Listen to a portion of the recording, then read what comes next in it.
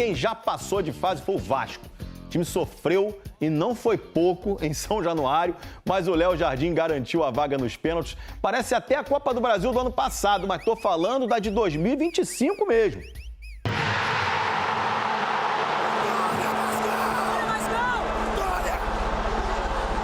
Calma que esse é só o final feliz da noite. Até chegar nos 2 vezes do Diniz, teve muita reza. Muita história. Teve de tudo. Jogador que pareceu ignorar o técnico, outro que meteu cavadinha em pênalti decisivo, comemoração marrenta, gelado. A classificação do jeito que foi, a gente não escreveria esse roteiro. E teve herói. Noite de Léo Jardim, noite de classificação dramática. Para isso que eu tô aqui, é para isso que eu trabalho tanto. Léo Jardim, eu te amo, Léo Jardim. Precisava de tanto sofrimento. Os vascaínos estavam bem confiantes em São Januário. É 3-0, vai ser uns 4 pra cima. 3 gols do Verrete, vamos pra cima, porra, essa porra. O melhor, Diniz parecia confiante. 2 joinhas e 2 vezes logo antes do jogo começar. Depois foi ficando naquele estilo Diniz que a gente já conhece, mais enérgico, exigente. O Vasco chegou com o Nuno pra fora. Na segunda trave, Nuno! O Operário com o Zuluaga. Pra fora, cabeçada do Zuluaga! E o Diniz chamava o Ryan sem parar. 1, 2, 3, 4, 5 vezes. Foi com ele que o Vasco fez 1-0. Pode ficar cara a cara. Lá vem o Vasco. Ryan bateu pro gol. Gol! Ryan tirando o Vasco do sufoco no fim do primeiro tempo. E o Diniz falou pro Ryan, é pra fazer 3 gols, não 1 gol. Vai! É um paizão pra mim, então ele tá me ajudando muito, ele me dá muito esporro, mas é pro meu bem. Ainda no primeiro tempo, Léo Jardim fez uma defesa importante na finalização do Fran Sérgio. O Vasco começou o segundo tempo atacando. Chute do Piton, defesa do Elias. E o Léo apareceu para salvar mais uma vez. Cabeçada defendida por Léo Jardim. Aos 24 minutos, Lloyd entrou no jogo. E aqui cabe um capítulo à parte nessa noite. E a torcida enlouquece com o Lloyd. Diniz tentou chamar o Lloyd e ele pareceu ignorar o técnico. Continuou jogando. Lloyd ajeitou, bateu de fora! Pra torcida ou pro Diniz? E ganhou a torcida. Marra ele tem. E eu estava tentando passar informação para acalmá-lo, porque a torcida estava já irritada com ele, mas a intenção era de ajudá-lo, de orientá-lo para ele continuar jogando. Nos acréscimos, aos 47, o Operário empatou o jogo. Tentativa da Denilson! Gol! O Operário segue vivo na Copa do Brasil!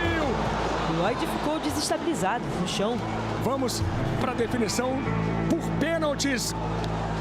Repara que o Diniz parece perguntar para o Hugo Moura: você bate pênalti? E o Hugo parece fazer um sinal negativo com a cabeça. Não é fácil tomar um gol praticamente no último lance e a gente tá mentalmente forte para ir cobrar os pênaltis. Verrete abriu a disputa. O primeiro pênalti que o Léo Jardim defendeu foi do Neto Paraíba. Léo Jardim! O Elias também pegou um do Vasco. João Vitor perdeu.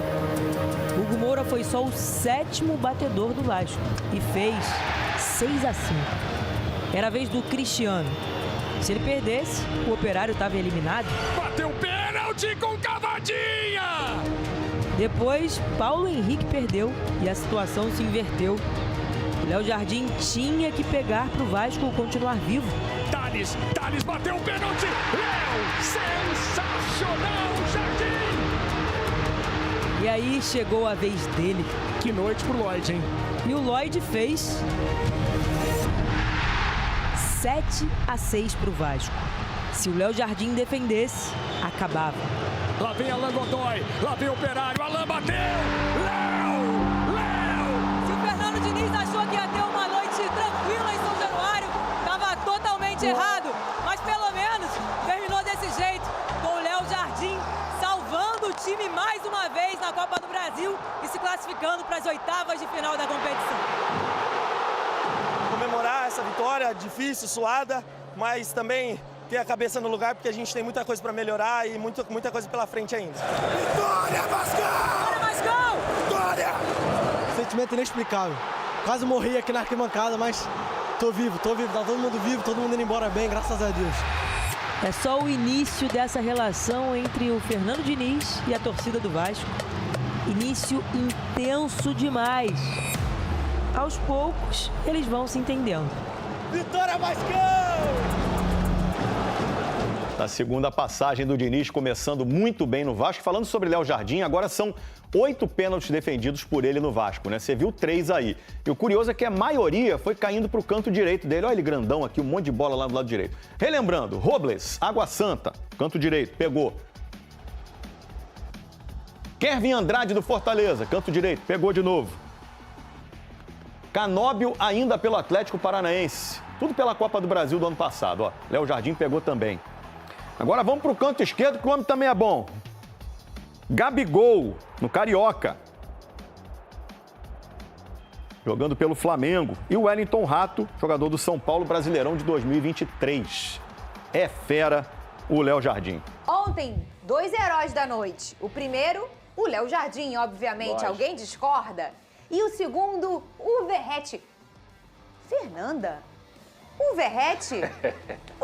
Você explique, por favor, porque o outro herói da noite é o Verratti. Onde Lucas tem herói, Pedrosa. tem vilão, Pedro?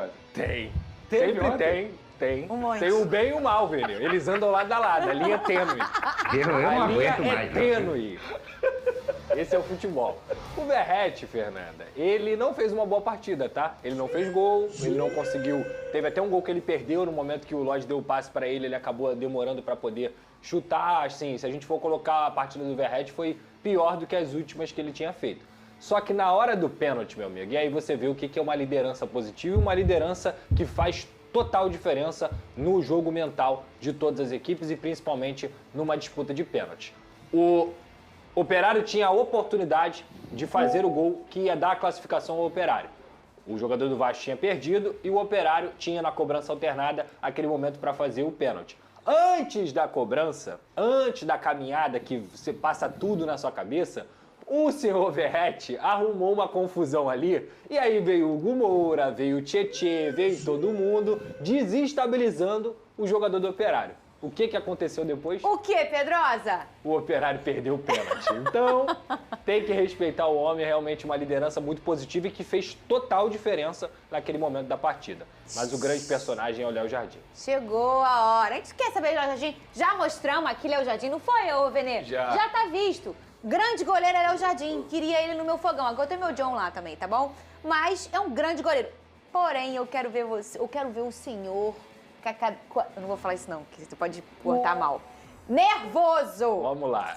Primeiro tempo, assim, ontem a gente comentou, né, que a equipe do Operário não é nenhuma baba, é o principal time hoje do Paraná, no sentido de ter sido campeão paranaense. É uma equipe que tem Bosquilha, tem Alano, tem Fran Sérgio, tem outros jogadores que já são experientes. Então, tá longe de ser uma equipe, por exemplo, que viria a São Januário só para se defender. Muito pelo contrário, teve uma postura de defesa no primeiro tempo, mas conseguiu ter alguns escapes, conseguiu ter alguns contra-ataques. E o Vasco, mesmo assim, controlou o jogo no sentido de posse de bola, teve oportunidades também, e foi justamente no momento que o Ryan escuta uma orientação do Fernando Diniz para ele marcar sem bola. Ele geralmente começa o jogo do lado direito e ele estava lá do lado esquerdo, e aí um passe do Luiz Gustavo acaba caindo no pé do zagueiro do Operário, e o Ryan acredita na jogada, porque ele escuta a orientação do Diniz e isso premia o Ryan, que já tinha feito uma bela partida contra o Fortaleza e fez o gol contra o Operário, deixando o Vasco com uma vantagem parcial nesse primeiro tempo. Aí, no final do primeiro tempo,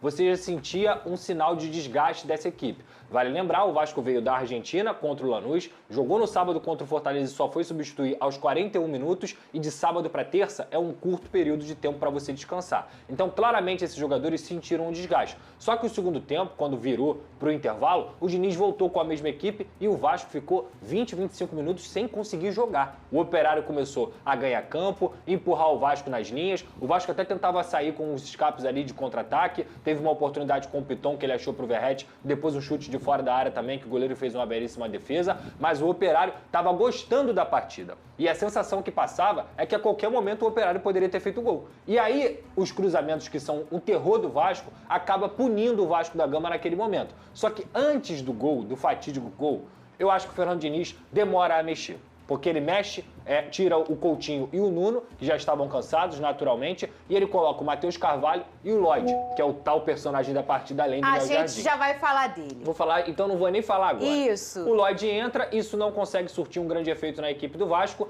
Acho que no final da partida o Diniz demorou a mexer, o Tietchan já estava muito cansado, talvez para bater pênalti ele não tenha mexido, mas ele já estava muito cansado e ele poderia ter colocado o Paulinho para segurar o resultado e ter mais válvula de escape. Ele poderia ter colocado o Jair. Eu acho que assim, o jogo do Vasco ontem não foi um jogo ruim, mas foi um jogo perigoso. E o Vasco não conseguiu oxigenar a sua equipe desgastada, justamente porque, para mim, o Diniz demorou a mexer no final do jogo. E aí, o que aconteceu? O Operário, que já estava mais próximo do gol, acabou conseguindo fazer um cruzamento ali numa virada. O Lucas Piton, que tinha feito uma belíssima partida até o momento do gol, ele falha novamente e tem sido notório. Essa falha defensiva do Lucas Piton na bola aérea, infelizmente, manchando um pouco do bom jogo que ele fez. 1-1, vai para os pênaltis. Léo Jardim é o cara, é o melhor goleiro do Brasil na minha visão, é o mais decisivo e deveria ser chamado para a seleção brasileira. Essa vaga de terceiro goleiro da seleção brasileira está em aberto e o Léo Jardim tem que ser cogitado entre Alisson, Ederson e, no caso, essa terceira vaga, que tem o Lucas Perry jogando muito no Lyon, que tem o Fábio, que tem o John, que tem o Hugo Souza, que tem o próprio Bento, que está lá no time do Cristiano Ronaldo Al Nassr.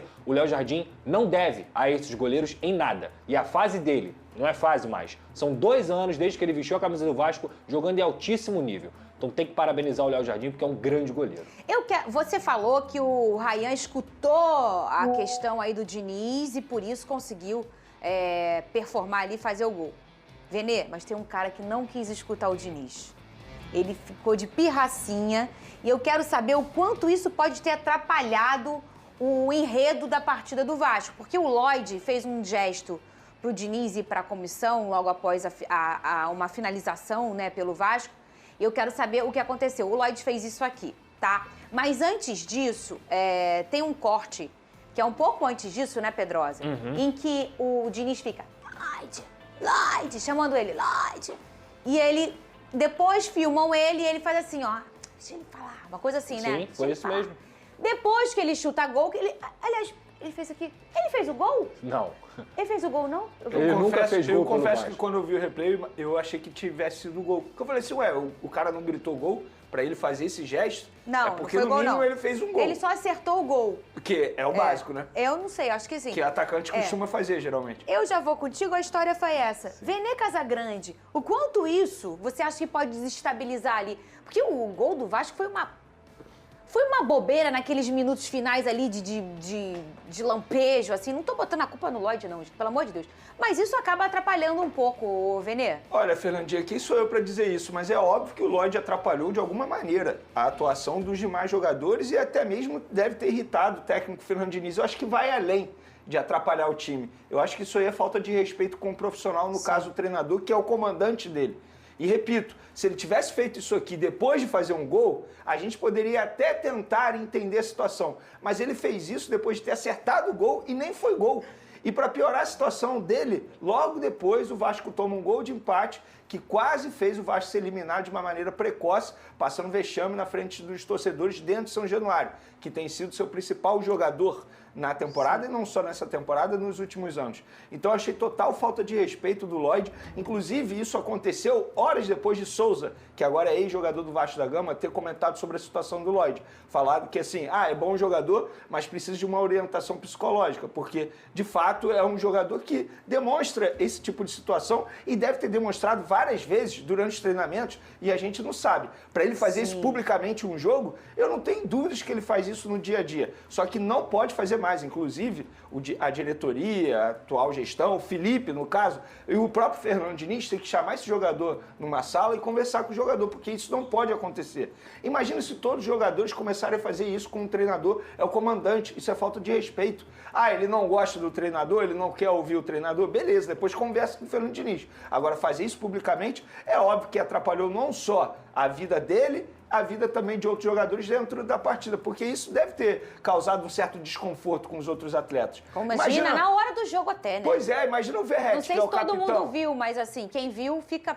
Falta de respeito total. Eu, Também particularmente, não achei aprovo. É isso aí, família vascaína. Que grande classificação foi essa do Vasco para cima da equipe do Operário. Parabéns, Leonardo Jardim. Você é o melhor goleiro do Brasil. O que esse cara tá fazendo, né, no Vasco da Gama é algo assim absurdo, é algo fantástico. Temos que parabenizar esse goleiro. Como disse o Pedrosa, está merecendo uma vaga na seleção brasileira. Léo Jardim vem assim se destacando 2 anos à frente do Vasco. O Vasco tem uma equipe limitada. A gente cansa de falar que eu falo muito pra vocês. Vasco não é uma equipe top 8, mas mesmo assim o Leonardo Jardim, o Léo Jardim vem se destacando. Então assim, é parabenizar esse baita goleiro. Verratti ali ontem atrapalhou, né, o jogador que iria, né, cobrar o pênalti da equipe do Operário, desestabilizando ele completamente para que ele viesse errar o pênalti e o Vasco no pênalti seguido avançar na Copa do Brasil. Isso aí deu a grande classificação para a equipe vascaína. Então assim, temos que parabenizar, né, todo mundo, Fernando Diniz ali. E o seu Lodge,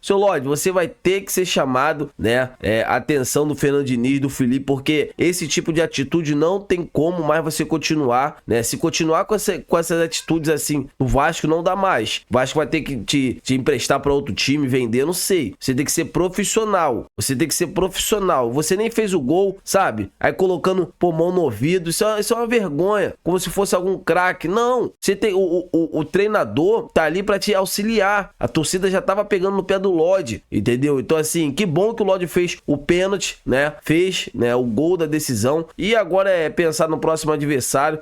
Isso aí vai dar mais tempo o Fernando Diniz trabalhar ainda mais essa equipe. E vamos torcer para que a equipe do Vasco da Gama possa ser uma equipe ainda mais forte. Vocês concordam? Quero ver a opinião de todos vocês. E falando sobre Mercadão da Bola, há uma imensa expectativa do zagueiro Mina chegar, né, em São Januário para assinar com o Vasco da Gama, né, assim, a pedido do técnico Fernando Diniz, que gosta muito do jogador. Ele inclusive, né, estava sendo a equipe do Atlético Mineiro queria a contratação do zagueiro Mina, né, o negócio não avançou e agora o Vasco, né, está interessado na contratação desse atleta. O nome também do atacante Brian Rodrigues, né, está na mira do Vasco. Então assim, são 2 nomes que o Vasco avalia com muito carinho. Vamos torcer. Eu quero saber de vocês aceitariam o zagueiro experiente Mina na equipe do Gigante da Colina, na equipe do Vasco da Gama? Deixa aqui nos comentários que eu quero ver a opinião de todos vocês. Eu tô indo nessa, amigas e amigos. Se inscreva no canal, deixa o like, o sentimento não pode parar. Fiquem com Deus!